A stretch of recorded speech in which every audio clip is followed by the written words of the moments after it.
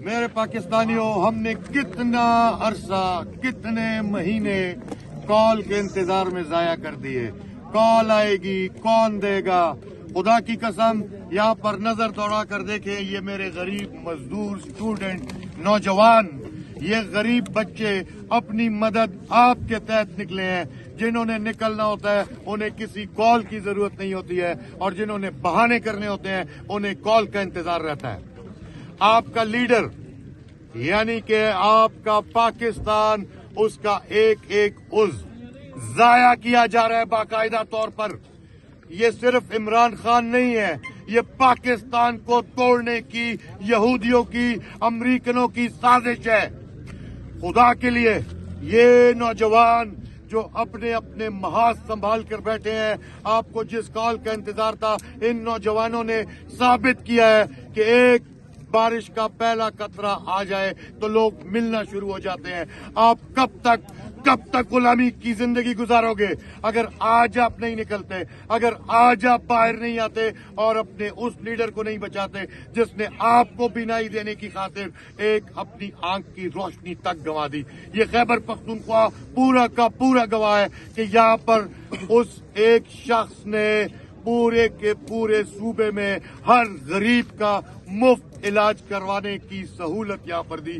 ہم اتنی بے غیرت قوم کسی صورت میں نہیں ہو سکتے کہ ہم اپنے اس لیڈر کا، ہم 25 کروڑ لوگ ہیں، ہم اتنے بے غیرت نہیں ہو سکتے کہ ہم اس لیڈر کو اس کا علاج نہ کروا سکیں. خدا کا واسطہ ہے آپ کو، اگر آپ کو اپنے لیڈر سے، آپ کو پاکستان سے، آپ کو اپنی آزادی سے، آپ کو اپنی حقیقی آزادی سے، آپ کو اپنے کلمے لا الہ الا اللہ محبت ہے، عشق ہے، تو نکل آؤ. مت دیکھو یہ کیا وقت ہے اور کیا نہیں ہے. انقلابوں میں آپ کو پک اینڈ ڈراپ دینے کے لیے گاڑیاں مہیا نہیں کی جاتی. ان میں سے بہت لوگ ایسے ہیں جو پیدل چل کے یہاں پر آئے ہیں. میری آپ سب سے ریکویسٹ ہے، یہ موقع قوموں کی زندگیوں میں بہت کم آتے ہیں، ان کو ضائع نہیں کرنا. عمران خان کو ضائع نہیں کرنا. خدا کی قسم، عمران خان کا جیل میں ایک دن گزارا ہوا اس کے لیے نہیں، پاکستان کے لیے نقصان دہ ہے. اس کا قد اور اس کا خدا اپنے قریب اسے کرتا جا رہا ہے، اس کا قد بڑھتا جا رہا ہے. ہر گزرتے دن کے ساتھ اس کی عزت میں اضافہ ہوتا جا رہا ہے. نقصان ہو رہا ہے تو غریبوں کا، پاکستان کے ان مفلسوں کا، ان بیماروں کا جن کا وہ رہبر تھا، جن کا وہ مخلص تھا، جن کا وہ لیڈر تھا، اور جس نے آنے والی 3-4 نسلوں کو وہ شعور دے دیا ہے جو پچھلے 80 سال میں آپ سے چھینا گیا تھا.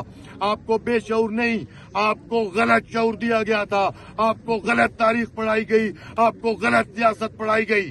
خدا کے لیے پاکستانیوں، یہ ہم سب کے قومی کیریکٹر کا امتحان ہے.